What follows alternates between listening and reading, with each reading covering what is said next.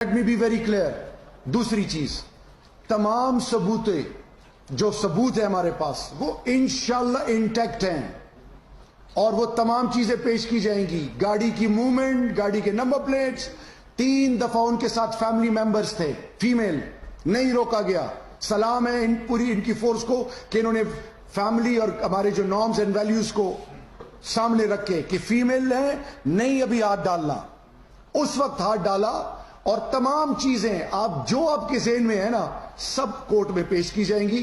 एक चीज आप ज़हन में रखें, अभी जज्बात में आके नाम ले लें और ये करें वो करें, वो जो इसमें तमाम मुलव्विस लोग हैं, अगर उनकी औलादों को कल हो जाए, आप में से कोई जिम्मेदारी लेगा? खुदा के लिए प्लीज। ऐसे हीरो नहीं गई और आप लोग पीटीआई ने नहीं बनाया केस, पीटीआई ने नहीं बनाया केस, तो फिर किसने बनाया ये केस? बस राणा साहब से पूछे। नहीं वैसे राणा सनाउल्लाह साहब पूछे, खुली बातें वो असेंबली में करते रहे।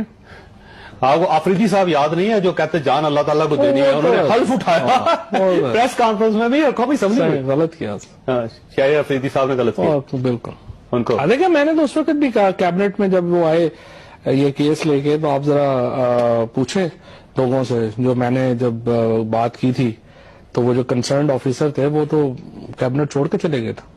कंसर्न्ड ऑफिसर मतलब जो भी आए थे एएनएफ से, नहीं एएनएफ के मेजर जनरल साहब थे, जो भी आया था। नहीं वैसे वो मतलब आपने रोका था, मना किया था आपने? मैंने तो बिल्कुल मना किया था। मैंने ये कहा, मैंने जब उनसे क्वेश्चन ही किए तो मुझे पता था ये केस बिल्कुल फजूल है।